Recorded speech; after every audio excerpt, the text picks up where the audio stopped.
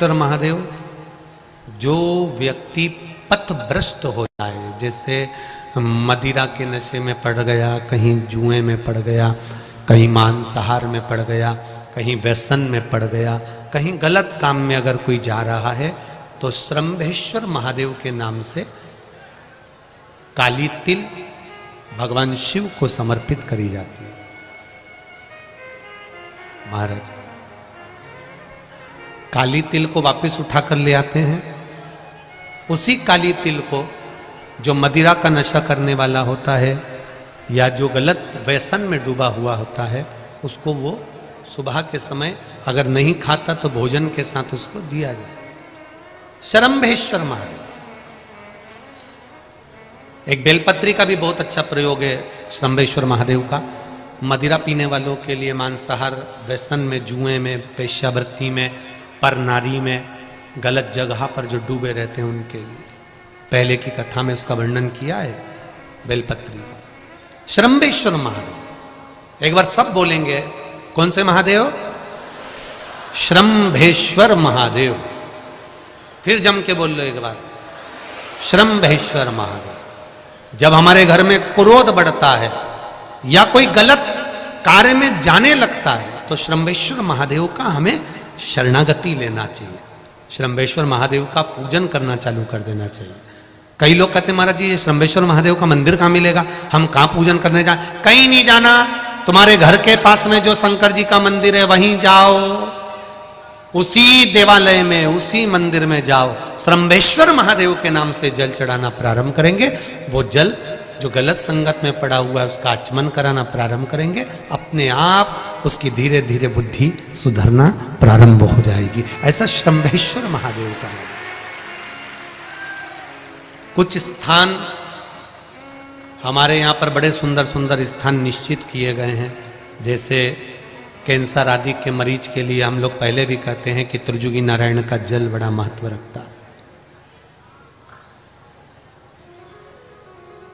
जिसका शरीर या जिसको एक पत्र आया है कि किसी को मिर्गी का झटका आना चालू हो गया था।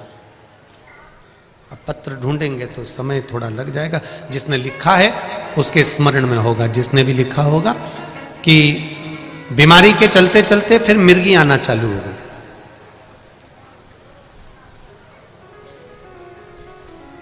जिसने भी लिखा है वो दोनों हाथ एक बार हिला देना। जिसके लिए भी लिखा हुआ वो इतना ध्यान नहीं आ रहा। तो उनको मिर्गी का झटका आना प्रारंभ हुआ। अब मिर्गी का झटका आना प्रारंभ हुआ, कई महीने निकल गए, मिर्गी के झटके बंद नहीं हो रहे।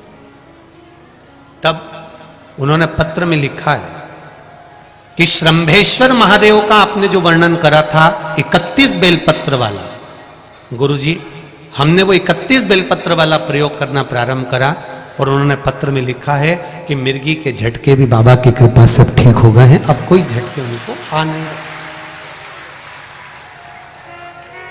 श्रम्भेश्वर महादेव का जो वर्णन है, श्रम्भेश्वर महादेव का जो गुणगान है, ये कोई साधारण नहीं है। शिव महापुराण में भागवत के प्रहलाद चरित्र को लाकर रखा गया है केवल श्रम्भेश्वर महादेव के प्रागट्य के लिए। ऐसा श्रम्भेश्वर महादेव का गुणगान।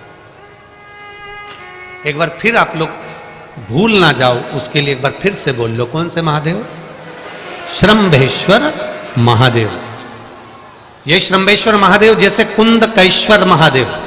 कुंदकेश्वर महादेव का क्या काम है? माता पार्वती ने बिदल उत्पल को मारने के लिए जो कुंदुक फेंका था, वो कुंदुक भगवान शंकर के पांव में जाकर गिरा था, तो शिव जी का नाम कुंदकेश्वर हो गया था।